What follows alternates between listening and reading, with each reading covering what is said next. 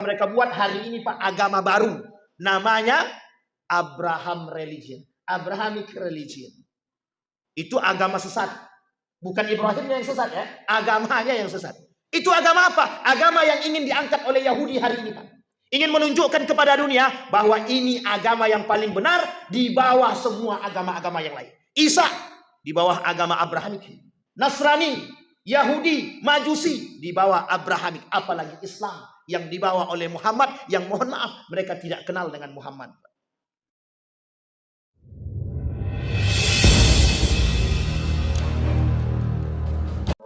Bismillahirrahmanirrahim.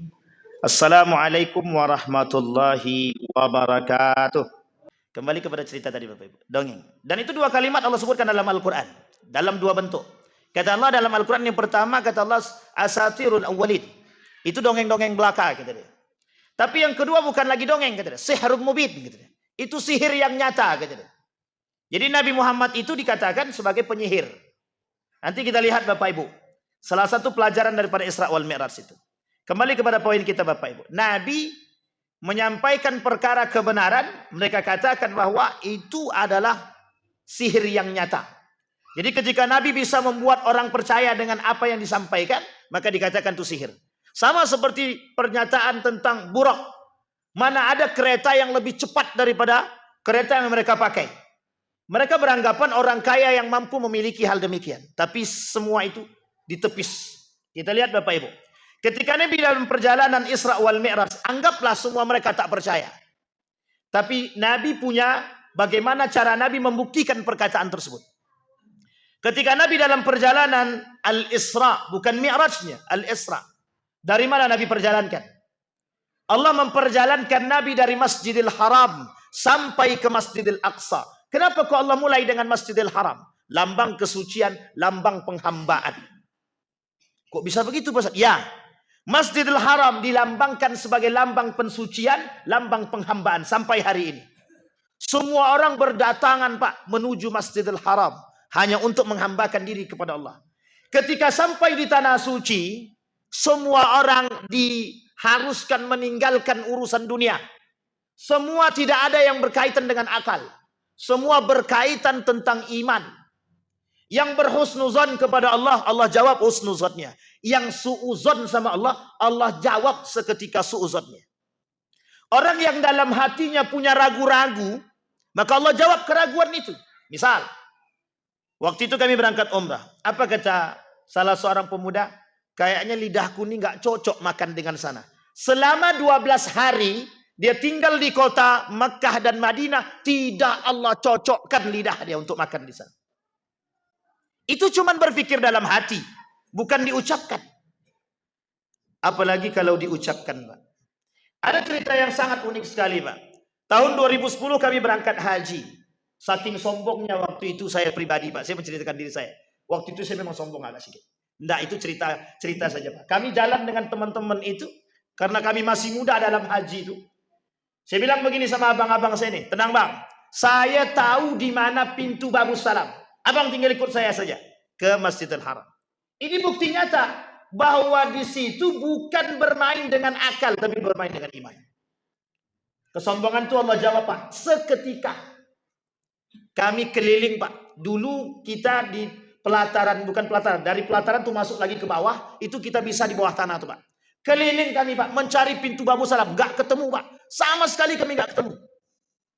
Akhirnya kami berlima tuh Pak, berlima. Gini aja lah Bang. Daripada kita capek sudah 2 jam kita keliling nggak ketemu, jalan keluar pun kita nggak tahu. Akhirnya apa Pak? Bertobat Pak. Yuk kita sama-sama sholat sunnah taubat. Sholat sunnah taubat kami Pak. Di belakang kami pintu Babus Salamnya Pak. Di belakang. Pas noleh ke belakang. La ilaha illallah, ini pintu Babus Salam. Coba bayangkan Pak. Itu semua tergantung. Ada seorang bapak-bapak, kebetulan beliau ketua regu. Kata beliau, Wan, sendal di kau jangan kau dotak di luar. Nah ini bahasa ini. Bawa ke dalam. Nanti hilang orang ramai. Kami satu kamar itu ada sekitar 20 lebih. Kami tinggalkan Pak. Semua sendal kami tinggalkan di luar. Beliau dibawanya ke dalam. Ditaruhnya di atas saku baju. Yang ada baju sakunya itu Pak. Punya dia yang hilang, punya kami di luar gak ada yang hilang. Beliau sudah suuzon dulu kepada orang. Nah, begitu Pak poinnya Pak. Artinya kesucian.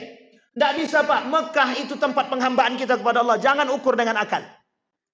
Tapi kemudian Masjidil Aqsa lambang kekuatan umat muslim. Kalau Masjidil Aqsa berhasil dikuasai Pak oleh Israel, maka Mekah dan Madinah sangat bisa sekali dikuasai. Karena lambang kekuasaan dan kekuatan itu ada di Masjidil Aqsa. Dua nabi yang terkenal dengan kekuatan sampai hari ini. Dia akui oleh semua negara, semua agama mengakui kehebatan dua nabi tersebut. Nabi Daud, Nabi Sulaiman. Yang pemegang tombak, pemegang kekuasaan di Palestina, di Yerusalem. Sampai hari ini semua agama tahu. Termasuk agama Israel Yahudi itu sendiri. Apa kata mereka? Ini punya nenek moyang kami, Daud. Ini punya nenek moyang kami, Sulaiman. Solomon, kata mereka. Itu Sulaiman, Solomon. Kata mereka ini punya kami. Makanya mohon maaf Pak, kenapa mereka sangat mempertaruhkan itu? Itu bukan tanpa alasan. Karena mereka anggap punya nenek moyang kami. Gitu. Siapa nenek moyang mereka? Ibrahim. Israel itu nama lain daripada Nabi Yakub alaihissalam. Sehingga kata mereka Israel, Yakub itu nenek moyang kami. Muhammad dari siapa? Muhammad ini siapa? Bukan keturunan kami. Makanya mohon maaf, kenapa Yahudi tidak mau beriman kepada Nabi Muhammad? Karena Nabi Muhammad bukan dari golongan mereka. Itu poin penting. Yang kedua mereka katakan, mohon maaf, itu tempat kami, nenek moyang kami. Ibrahim adalah nenek moyang kami. Maka mereka buat hari ini Pak agama baru. Namanya Abraham Religion. Abrahamic Religion. Itu agama sesat. Bukan Ibrahimnya yang sesat ya. Agamanya yang sesat. Itu agama apa? Agama yang ingin diangkat oleh Yahudi hari ini Pak. Ingin menunjukkan kepada dunia bahwa ini agama yang paling benar di bawah semua agama-agama yang lain. Isa di bawah agama Abrahamik. Nasrani, Yahudi, Majusi di bawah Abrahamik. Apalagi Islam yang dibawa oleh Muhammad yang mohon maaf mereka tidak kenal dengan Muhammad. Ada satu cerita, ada perang Tabuk.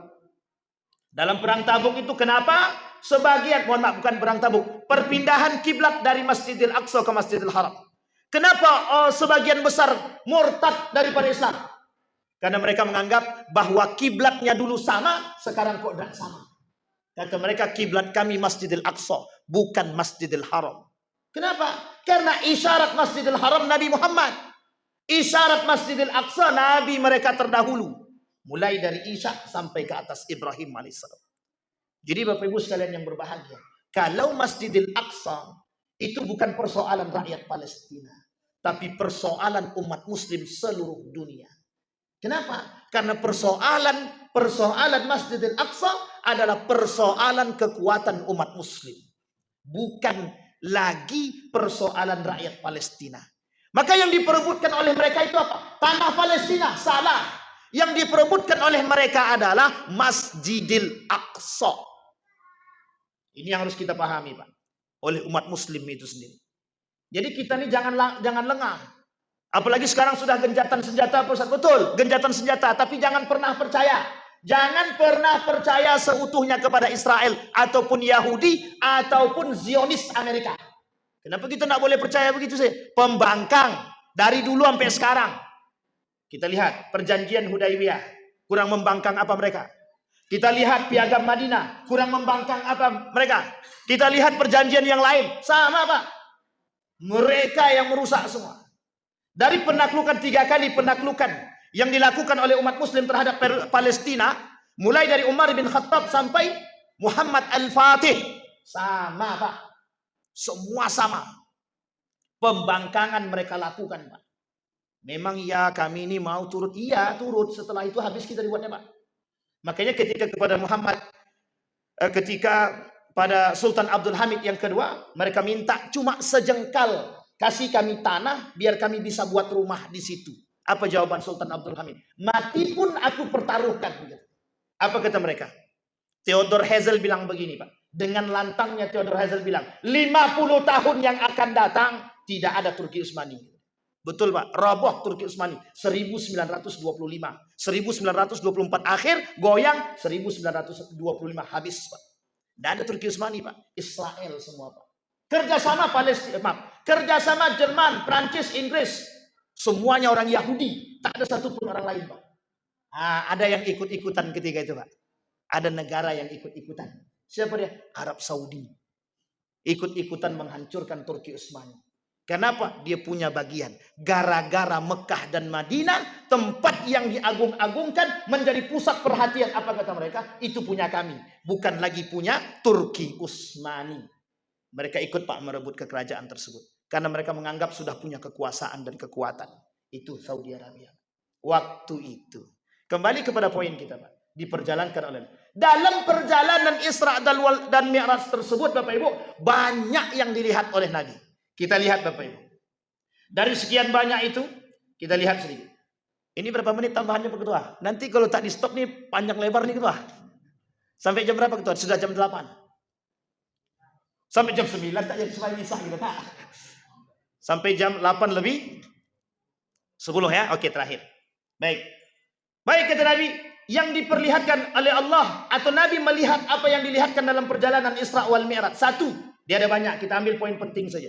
Kata Nabi, Nabi lihat sendiri, kata Nabi, bahwa kelak penghuni neraka itu banyak orang-orang yang, mohon maaf, pemakan riba. Kita lihat hadis Nabi, betul tak? Dengan hal tersebut sama. Apa kata Nabi di akhir zaman itu? La ya'tiyadna 'ala nasi zamanun la yubali bima akhadha minal halal minal haram, gitu deh. Nanti di akhir zaman banyak orang-orang yang tidak memperhitungkan apa yang mereka dapatkan halal ataupun haram. Satu. Hadis yang kedua, baina yaday sa'ah yudhhirur riba, kata Nabi. Akan terjadi hari kiamat, kata Nabi, di tengah-tengah huru-hara perkara-perkara akhir zaman menuju kiamat, kata Nabi, akan muncul riba merajalela di tengah umat manusia. Itu hadis Nabi yang kedua. Sekarang kita lihat berapa banyak yang mohon maaf. Kita sepakati dulu. Sepakat enggak Bapak Ibu bank konvensional itu riba? Bank riba. Ragu semua nih. Sepakat atau tidak bank konvensional itu bank riba?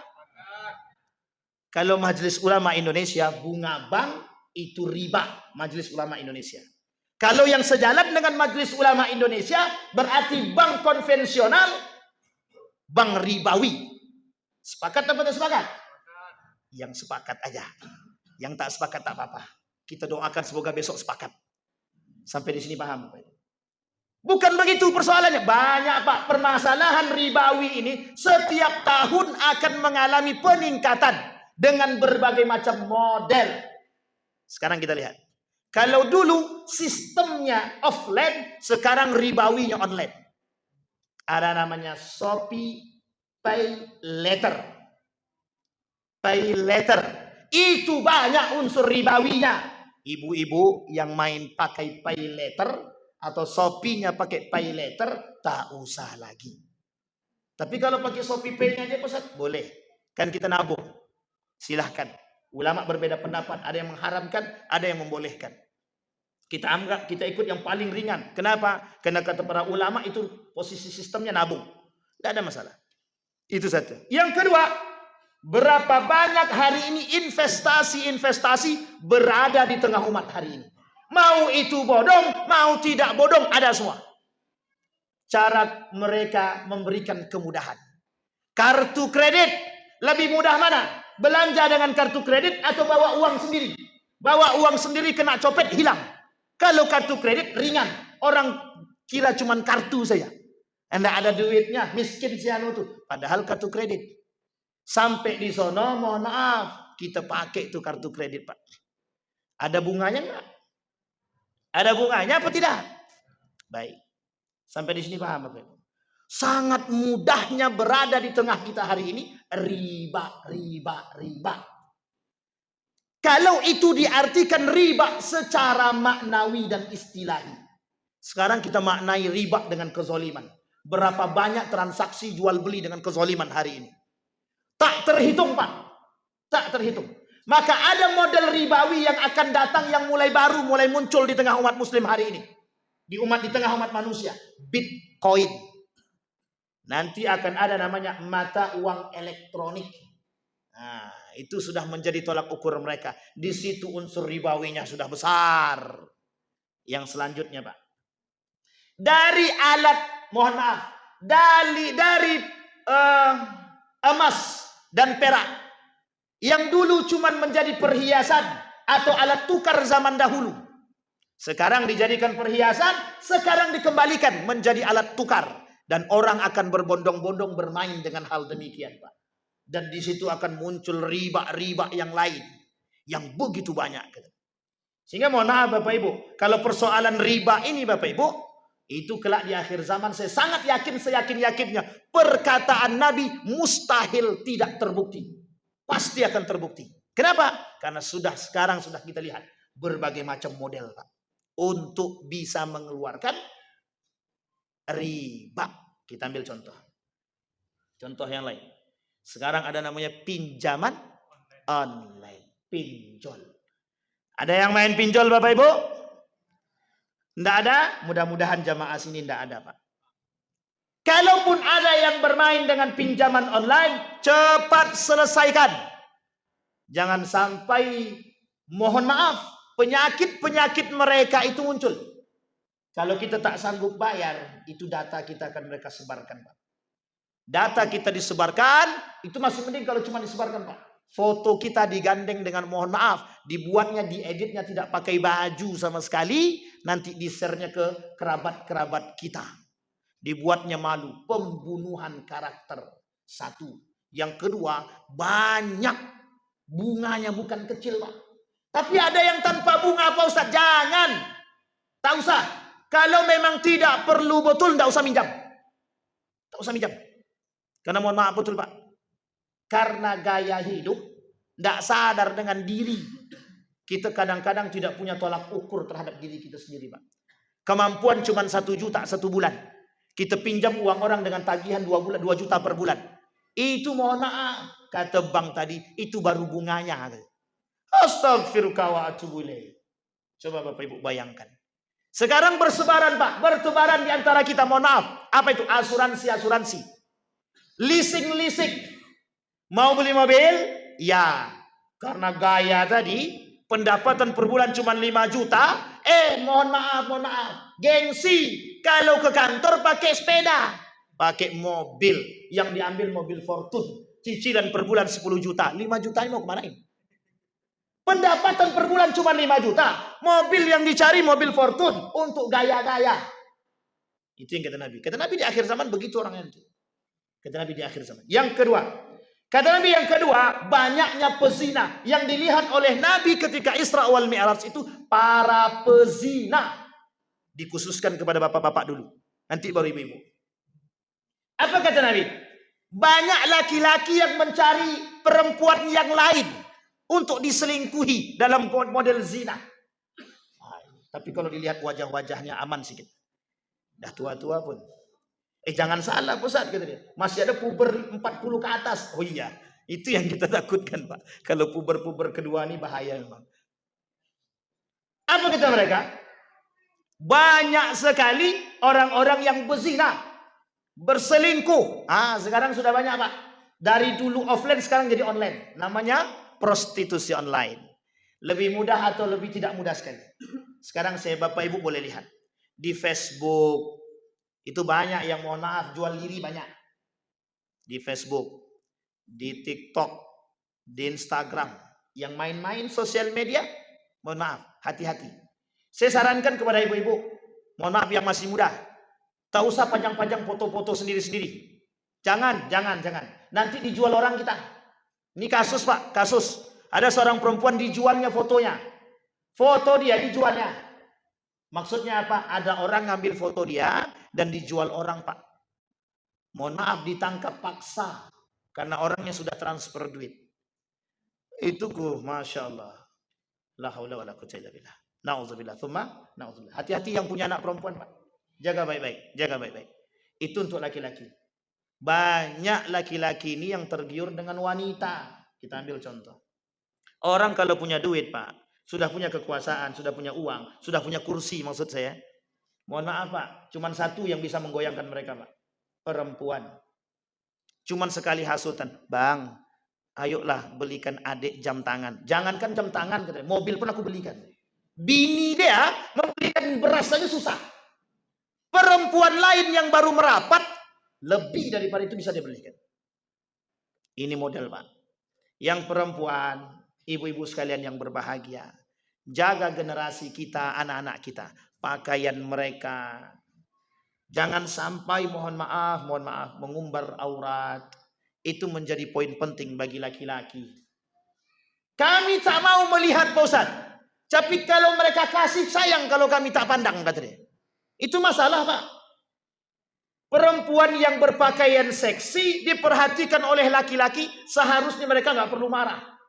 Kenapa? Sama-sama pelaku dosa. Yang satu berpakaian seksi memang untuk dipandang.